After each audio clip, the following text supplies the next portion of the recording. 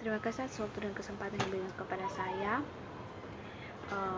Perkenalkan, nama saya Nelayan Baru Mengunsong, NIM 1703030102, kelas B semester 7, jurusan Sosiologi, Fakultas Ilmu Sosial dan Ilmu Politik. Di sini saya akan menjelaskan tentang kesejahteraan ekonomi. Pekerjaan ekonomi kesejahteraan adalah kajian sistem atas rekomendasi kebijakan normal di bidang ekonomi. Ekonomi kesejahteraan terapan adalah upaya untuk mengatakan apa yang seharusnya berkenaan dengan kebijakan pemerintah, dan ekonomi kesejahteraan teoretis adalah upaya untuk belajar bagaimana menciptakan ekonomi kesejahteraan terapan yang andal. Sejarah ekonomi kesejahteraan adalah seutas sejarah abad ke-20. Selama abad ke-20, ekonomi kesejahteraan muncul dari teori ekonomi neoklasik sebagai bidang studi khusus, hanya menghilang secara aneh dari arus utama ekonomi pada akhir abad ini, seperti yang diamati Sir Anthony Atkinson pada tahun 2001. Setelah pertengahan abad, ekonomi kesejahteraan diajarkan secara luas atau dipekerjakan di posisi fakultas pertama sebagai karena saya dianggap memenuhi syarat untuk mengajar ekonomi kesejahteraan. Sekarang ini jauh lebih jarang diajarkan, dan sementara beberapa penelitian berlanjut sebagai besar diabaikan dalam kata-kata Atkinson. Keanehan adalah bahwa terlepas dari prevalensi pernyataan kesejahteraan dalam ekonomi modern, kita tidak lagi mengarahkannya pada analisis kritis. Buku ini akan mencoba melacak dan mungkin menjelaskan kenaikan itu dan pembubarannya. Sekarang para ekonom di abad-abad sebelumnya, seperti para ekonom di abad ke-21, tidak ragu-ragu untuk membuat rekomendasi kebijakan. Adam Smith dapat mengadvokasi perdagangan bebas dan laissez-faire dengan alasan bahwa hal itu akan meningkatkan pendapatan negara. Ricardo dapat menentang undang-undang jagung karena undang-undang tersebut menaikkan harga jagung dan mengalihkan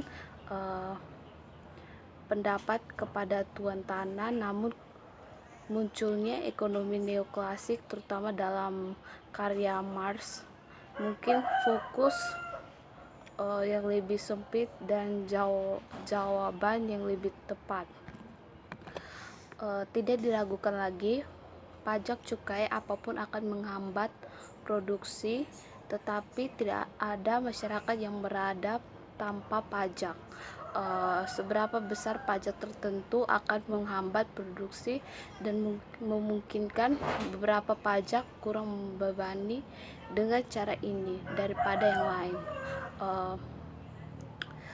Peralatan elastisitas penawaran dan permintaan, surplus konsumen dan produsen menunjukkan cara untuk menjawab pertanyaan pada tingkat detail itu. Pertanyaan yang tidak dapat dijawab oleh ilmu ekonomi klasik. Ini adalah peluang yang muncul bagi para ekonomi dengan pemetaan ekonomi neoklasik dalam karya Marx dan Piaget. Dalam Wealth and Welfare pada tahun 1912 dan Economy of Welfare pada tahun 1920,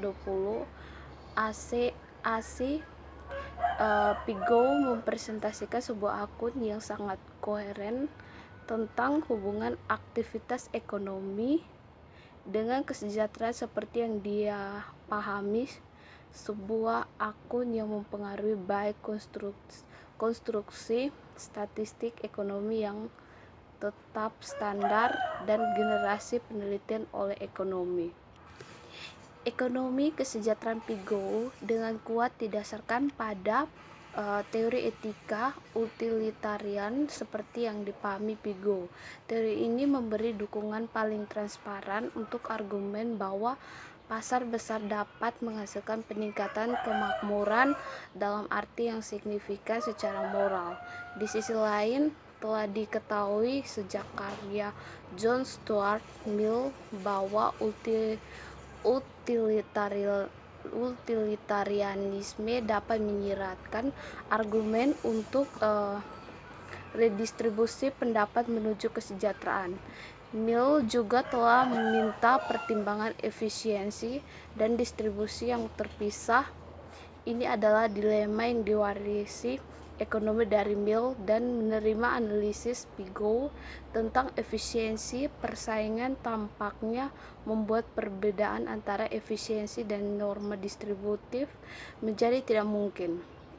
Piaget juga mengembangkan diskusi Marshall tentang eksternalitas, menciptakan konsep eksternalitas modern dalam retrospektif satu abad ini mungkin tampak lebih penting daripada kasus utilitarian untuk jumlah terbatas redistribusi. Utilitarianisme untuk ekonomi kesejahteraan. Piaget prasejarah dari teori permintaan utilitas marginal sudah terkenal dan akan dijelaskan secara singkat di sini. Untuk konteksnya, para ekonomi politik klasik dari Smith hingga Mill dan Keynes melihat harga pasar tidak terkait dengan utilitas. Ini diungkapkan dalam paradoks Smith tentang berlian dan air. Sejalan dengan itu, para ahli ekonomi politik klasik berfokus pada teori harga biaya jangka panjang dengan tenaga kerja sebagai ukuran biaya. Ada tentu saja beberapa bagian dalam tulisan klasik yang mengarah ke teori marginalis. Teori equilibrium pasar Jevons sendiri tidak bersifat utilitarian. Ini adalah teori penjelasan Jevons memberitahu kita bahwa pertukaran akan menghasilkan surplus bagi setidaknya satu dari mereka yang masuk ke dalam pertukaran. Tetapi dia menambahkan melalui kualifikasi bahwa ada motif yang hampir selalu hadir bersama kita, yang timbul dari hati nurani, belas kasih, atau dari beberapa sumber moral atau agama. Namun segera setelah penerus dan rekan penemu Jevons mulai berargumen bahwa keuntungan bersama dari pertukaran membenarkan ekonomi pasar dan kebijakan publik yang mendorong ekonomi pasar, mereka membuat penilaian yang bermanfaat. Teori preferensi dan munculnya ekonomi kesejahteraan. Baru munculnya apa yang akan disebut ekonomi kesejahteraan baru terjadi dalam konteks kritik yang lebih luas dari pendekatan utilitarian sebelumnya dalam ekonomi. Proposal kritikus adalah untuk mengganti fungsi utilitas dengan urutan preferensi, dan dengan demikian mereka adalah ordinalis dibandingkan kardinalis yang akan terus menggunakan properti numerik dan fungsi utilitas dalam teori mereka. Ekonomi kesejahteraan Piaget, seperti yang telah kita lihat, terkait erat dengan teori etika utilitarian kepuasannya. Teori etika ini tidak dapat diterima oleh para ordinalis.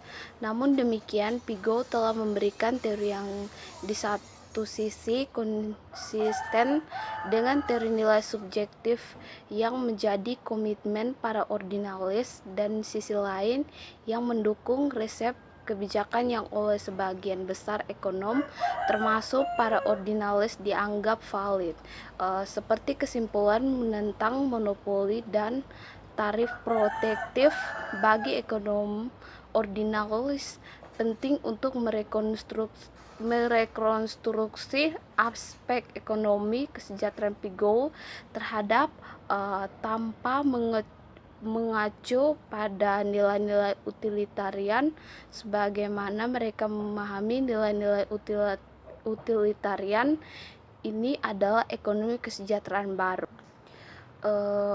Meskipun ini adalah sejarah ekonomi kesejahteraan, bukan teori ekonomi mikro, secara luas kedua arus pemikiran baru tersebut begitu terjalin dalam periode ini sehingga harus disatukan dalam urutan kronologis untuk tujuan buku ini.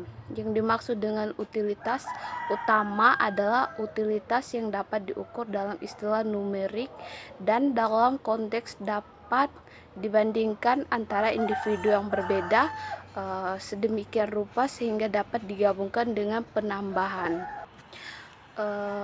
Mengingat perkembangan di benua Eropa pada saat itu tidak ada salahnya untuk mendukung posisi ideologis pasar bebas, tetapi jelas ada yang lebih dari itu seperti yang diilustrasikan oleh Aba Lerner dalam kontrasnya dengan J.R. Hicks yang mengakui Lerner sebagai salah satu sumber idenya sendiri. Pada tahun 1939 sampai 1946 pengantar edisi pertama. Tampaknya cukup jelas bahwa Hicks dan Lerner tidak memiliki kesepakatan yang erat tentang masalah ideologis. Ada minat intelektual yang nyata dan memahami ekonomi harga dan pasar efisiensi atas dasar yang tidak bergantung pada penilaian distribusi. Kesejahteraan ini adalah salah satu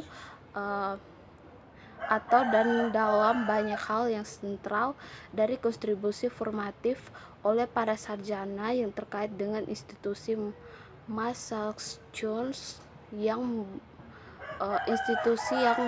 bertahun-tahun kemudian akan menjadi rumah bagi ekonomi air asin.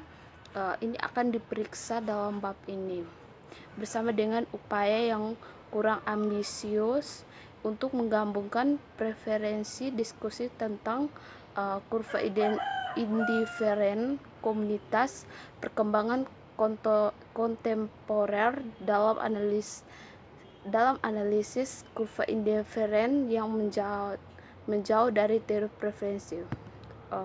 Sekian dan terima kasih.